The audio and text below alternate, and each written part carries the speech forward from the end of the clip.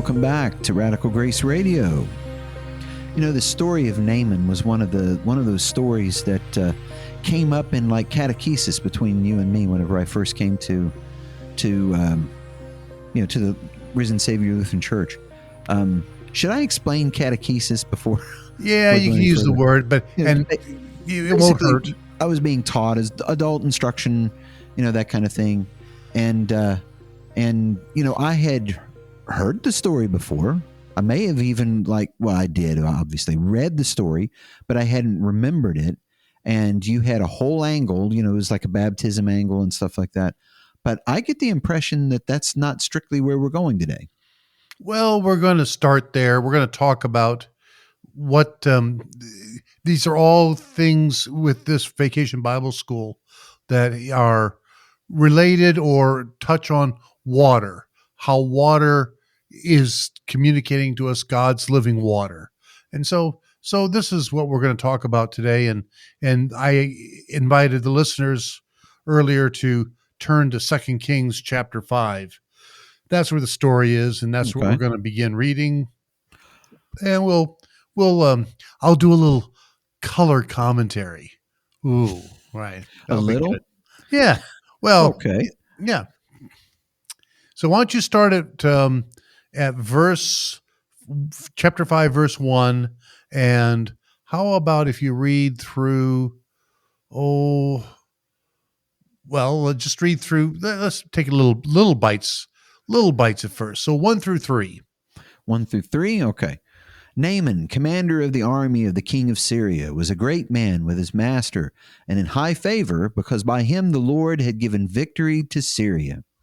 He was a mighty man of valor, but he was a leper. Now the Syrians on one of their raids had carried off a little girl from the land of Israel, and she worked in the service of Naaman's wife. She said to her mistress, "Would that my Lord were with the prophet who is in Samaria. He would cure him of his leprosy." Okay, so you got this guy, his name is Naaman, and he's an officer in the army. In fact, very high ranking, it would appear. So you might as well think of him as a general or something like that. Highly regarded because he's had some real success on the battlefield. So he's a force to be reckoned with.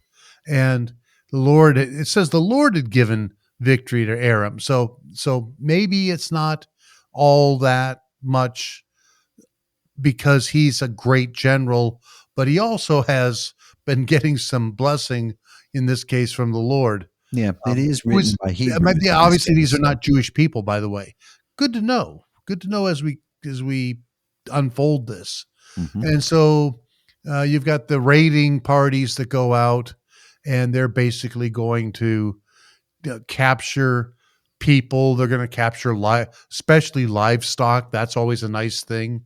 Mm-hmm. Now your cattle are my cattle, and your herds are my herds. But in this case, they're also taking people. Now I'm sure that they're not taking people who are actively fighting them. There's a reason why it's warfare. But this young girl, she's just going to be one of the ones who's captured. And so sometimes you take the captives with you because, well, they can serve a purpose. In this case, it's like getting a free slave you didn't have to pay for. So that doesn't, and don't just be put off by that, because it doesn't necessarily mean that this in this case, being a slave was being abused. In fact, there's a little reason to think that maybe quite the opposite, that because when this young girl is captured and she becomes a servant or a slave, if you will, either way, she's put into the service of Naaman's wife. So Naaman's wife has her own personal servant girl, but this girl is an Israelite. Okay, Naaman and his wife, they're not Jewish, but this girl is an Israelite. And so she says to her mistress, if only, or if would that my master would see the prophet who is in Samaria. Basically she's saying he's got a solution for this problem. And of course, in the I don't think that it's exactly.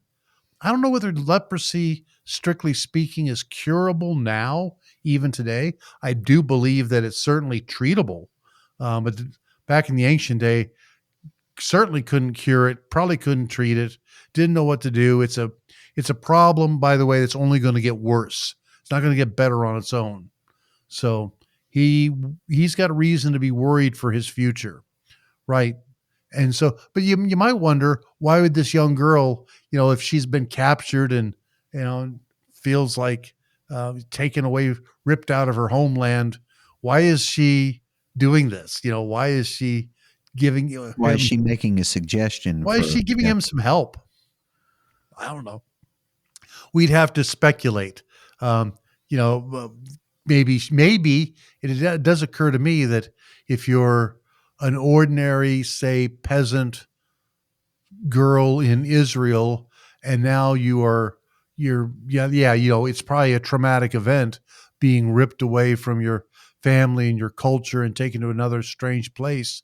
But what do you want to bet that Naaman and his wife live in pretty good digs, right? Yeah. And they have a not just a comfortable home, but they have a better than average lifestyle. So maybe if you're serving in that kind of situation, you think, yeah, this isn't so bad. Right? It's also Maybe possible that she was a servant girl to begin with. it's possible that too. Yeah. So anyway, but she makes the suggestion, and Naaman apparently thinks that, well, if there's a chance, if there's a glimmer of a chance, of course he can't just decide to go on his own. He has to go to the king, that's his master, and relay to him what the girl from Israel had told him, and well, to get, among other things, the king's permission. So, which he gets. The king of Aram or Syria says, yeah, sure, by all means, go. So why don't you pick that up and pick up at 4, and well, let's go to the end of 7. That would be fine. Okay. Beginning with verse 4. So Naaman went in and told his Lord, thus and so spoke the girl from the land of Israel. And the king of Syria said, go now, and I will send a letter to the king of Israel. So he went, taking with him 10 talents of silver, 6,000 shekels of gold, and 10 changes of clothing. And he brought the letter to the king of Israel, which read, when this letter reaches you, know that I have sent you Naaman my servant, that you may cure him of his leprosy. And when the king of Israel read the letter, he tore his clothes and said, am I God, to kill and to make alive, that this man sends word to me to cure a man of his leprosy? Only consider and see how he is seeking to quarrel with me. Right, right. Yeah, it They've looks a had a little bit like he history. thinks it's like, okay, so they've been having skirmishes and raids. He wants Yeah. to escalate the full-on war. It certainly looks that way, that he's suspicious. And well, this probably is why the letter didn't have the intended effect, I guess, but probably the reason why the king says, yeah, I give you permission, if you can get a cure or a fix for this problem, because he's a highly regarded general, you kind of want to keep him around. So, by all means, you go, and I'll even write a letter for you. And well, what's the purpose of a letter? Well, all I can think of is that you take the letter, and it's a kind of a statement. If anybody stops you and wants to know what are you doing, you show them the letter. That is a statement of intent. Kind of what it means is that I am not sending this guy out to, you know, start war with you. The intentions are that he wants to be cured of leprosy. So it's an explanation. Now, of course, Naaman takes this to the king of Israel. He goes to where, the king of Israel is, and the king of Israel says, you know, look what he's trying to ask me to do. And of course, the idea is if I refuse, well, I have to it's not even a refusal. If I can't do it, then that's Then what gonna happens? yeah, then what happens? Right. Then he made a request, I didn't do it, and does that escalate things? But but he tears his robes. It's a kind of a dramatic moment, I guess. And that we kind of skipped over the gold and the silver and the sets of clothing, changes of clothing. Usually this is understood to be Naaman's taking this with him, either as a kind of a bribe or maybe payment for services rendered if he does get cured. He's got to have something with him, and Yeah. this looks like it's a valuable stuff. So okay, he's going to go, and he's going to go to, well, apparently he's going to go to Jerusalem first, where the king is. And that's he wouldn't know where to find the prophet anyway, although he might have started by saying, I should probably start in Samaria, since it is the prophet in Samaria. And but he doesn't. He goes, he gives the letter to the king, and he's the guy. The letter to the king has hit its mark, and he's going a little bit crazy. But Elisha, the man of God, the prophet in this case, hears about this. He hears about the king having this day. And so why don't we pick up at verse 8 and go to the end of verse 10. Okay. Beginning with 8. But when Elisha, the man of God, heard that the king of Israel had torn his clothes, he sent to the king, saying, Why have you torn your clothes? Let him come to me, then he may know that there is a prophet in Israel. So Naaman came with his horses and chariots and stood at the door of Elijah's house. And Elijah sent a messenger to him, saying, Go and wash in the Jordan 7 times, and your flesh will be restored, and you shall be clean.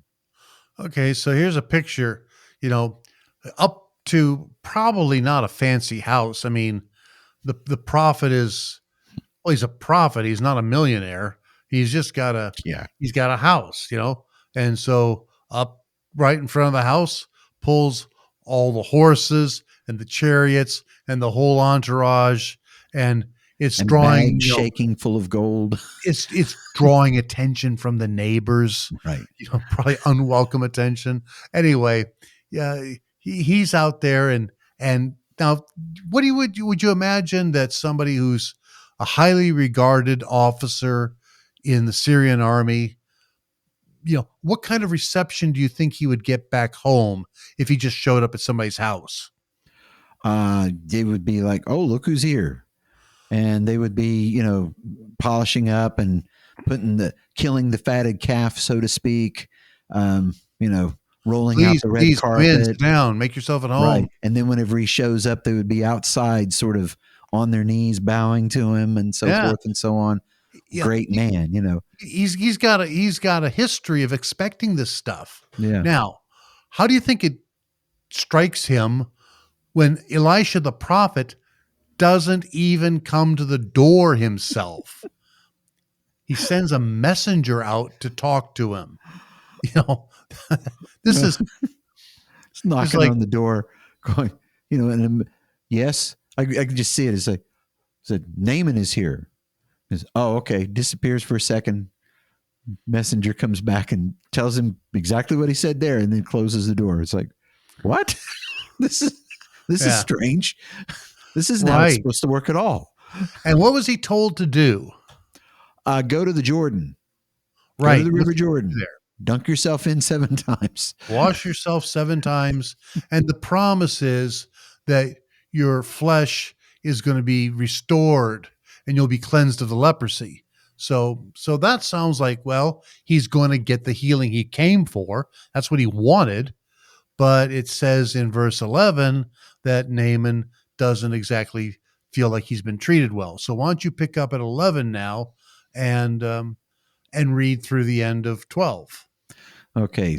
But Naaman was angry and went away, saying, Behold, I thought that he would surely come out to me and stand and call upon the name of the Lord his God and wave his hand over the place and cure the leper. Are not Abana and Pharpar, the rivers of Damascus, better than all of the waters in Israel? Could I not wash in them and be clean? So he turned and went away in a rage. Okay, so He's really ticked off. He went away angry. First of all, he didn't even get received the way he's used to being received at the door. He gets I'm dealing with a Yeah, messenger flunky, that's and I'm not basically what he used to says that. there. He says, And then yeah, he gets told what he's got to do, and he's thinking, I am not getting the kind of personal attention I was looking for, because in his mind Elisha was going to come out and right there and lay his hands over and wave his hands and pray and call on the name of the Lord, and well, like I say, give him the personal attention he's sort of used to. Instead, he's getting this, well, go wash 7 times in the Jordan, and you're going to be fine. You're going to be fine. You're going to be restored. Well, he's mad about it. First of all, because this to him sounds like, yeah, what are you trying to say about the Jordan River? Which, by the way, for those that are listening, you may know, you may not know. I'll tell you that the Jordan River in a lot of places is pretty shallow. um, it's not, you got to kind of be selective where you go in order to be able to really dip yourself in, because there's some places where it isn't even going to come up waist high and you might have a little bit of a challenge. But the other thing too is that it's not necessarily a very pretty river. It isn't always very clean. It's and this guy's thinking about the really nice, you know, Kodak moment rivers that they got back home, Abana and Pharpar, these rivers that run through Damascus, an important city with important, beautiful rivers running through them. And if it's going to come down to just washing in a river, well, why wouldn't I be better off just having stayed home and washed in one of those? And so he's tacked off. So he goes storming off, and and thank God for, in this case, Naaman should thank God that he's got one of his own servants there with him who talks some sense into the guy. mhm. So why don't you pick up at 13 and, well, read through the end of 14? We're just doing it 2 little verses at a time, but that's how it is. Okay, starting with 13. But his servants came near and said to him, My father, it is a great word the prophet has spoken to you. Will you not do it? He has actually said to you, Wash and be clean. So he went down and he dipped himself 7 times in the Jordan, according to the word of the man of God. And his flesh was restored, like the flesh of a little child, and he was clean. Okay, so my translation that I'm looking at reads a little differently. The servant says to him, My father, if the prophet had told you to do some great thing, would you not have done it? How Yeah. much more then, in other words, if when some great thing, some hard thing, like, okay, I can give you your healing, but you're going to have to go on this really difficult quest and, make this monumental Yeah. sacrifice. I, And go I ahead. need some unicorn tears. Yeah, something like that, or the feathers of the phoenix, or something, whatever it has to be. You know, if you had been told that you had to go on a quest to do something heroic or difficult, okay, then you would have just sort of said, "That's what I got to do," and you would have gone off and given it a shot. And instead, look at this. He says, "Wash and be cleansed." So wouldn't you want to at least try? I mean, this is not a bad piece of advice. So, okay, so you can imagine Naaman kind of going, okay, I brought all these people here. They're all wondering why we're here. They're all wondering, if we just turn around and go home, then everybody's going to say that I, let them down or whatever. So, okay, I guess I'll wash in the Jordan, even though I don't think it's that great of a river, but fine. And he does. And he is, well, I think probably to his own surprise, cleansed, although it shouldn't have been a surprise. That is exactly what the prophet had said would happen. So now I'm going to read this part. Now they come back in verse 15, and then Naaman and all his attendants, everybody in this big entourage, they went back to the man of God and stood before him and said, This is Naaman's confession now. Now I know that there is no God in all the world except in Israel. So, I mean, he's had his eyes opened. This is a big deal because, well, he's just seen and experienced a miracle. So then he says, "So please accept a gift from your servant." Remember all that silver and talents of silver and gold and stuff? Yeah, well, the prophet, now we're going to skip part of this, but the prophet Naaman, the prophet Elisha, um, refuses to accept it. And so, an interesting thing, after he refuses it, Naaman has his own request. If we have time, we'll get back to it. But then they have to. Well, then he's got to go back home, and he knows he does. So he explains that he basically says, when my master enters the temple of Rimmon to bow down, and he's leaning on my arm, and I have to bow there also, meaning I'm in this pagan temple. When I bow down in the temple of Rimmon, may the Lord forgive your servant for this. He's saying it's kind of part of my job description to let the old king hang on my arm. But I still want to be taken seriously, that I believe in the God of Israel now. Whatever's in that temple back home, that doesn't compare at all to the God he's just had an encounter with. And so basically he gets told by the prophet, "Go in peace," and he leaves. And I'm going to skip part of this later on, but but he he he has this interesting experience that he goes back, and now he's going to be. It doesn't tell us really what his reception like was when he got back home, but you can infer that people would have known if they knew about his problem and they see him coming back healed. They're gonna notice, right? And they're gonna really know that something peculiar happened when he was away in Israel, or Samaria in this case. So it's an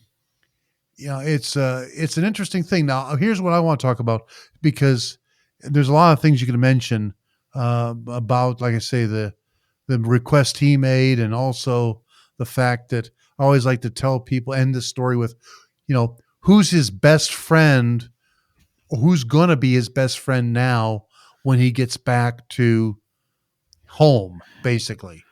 Oh, I'd say he'd be looking for that little servant girl. Yeah, because she's the only one who knows what he knows now to be true. She's the only other one who really knows that this God of Israel, he's the real deal. Okay, so let's talk about a couple things about about how this might be considered um, connected to, or it is God's living water. But let's talk about the connection that a lot of times the Lutheran would make would be to baptism. Okay, not that this is a baptism. Nobody says this was him being baptized. At most, I think you could do this. You could say, sometimes we talk about type and antitype. So, if Paul says this about Adam, he says he's a type of Christ.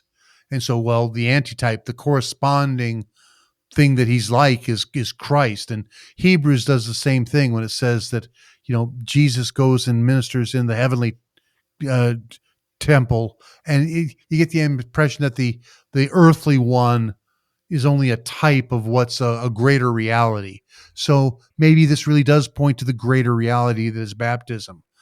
But let me ask you this: how much faith did Naaman have before he went down into the water?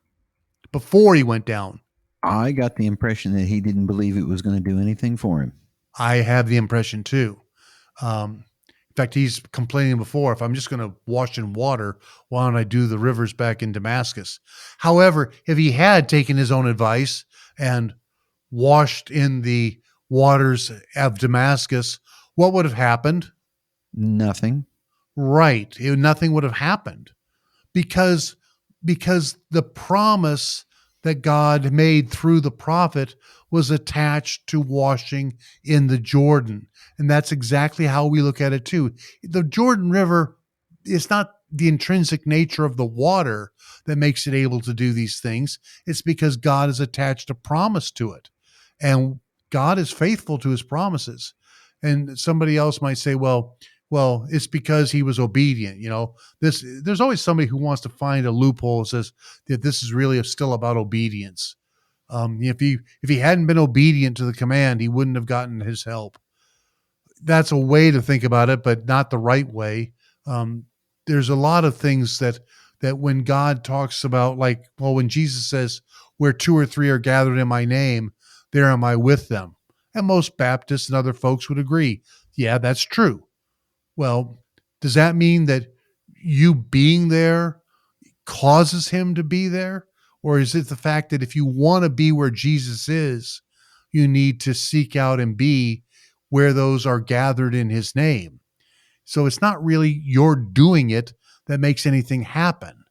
And it's the same thing with this, is that Right. it's not really that he did what God told him to do, and that was a condition that God said, because you did what I told you to do, now you get your healing. He says, I know. God attached it to the water. And the water, even though it's ordinary water, delivers what God said it would deliver. And besides which, he went seeking a prophet. He went seeking a healing. He found more than that. He found a God. Yeah. He just didn't like what he was told to do. And when someone said, if it had been anything better, you would have done that. Right. Yeah. Okay. You're right. I'm being dumb. So he goes and he does it. But the thing is you're right. There was no promise attached to it. Nothing would have happened. Thanks for listening to Radical Grace Radio today, and may God bless you.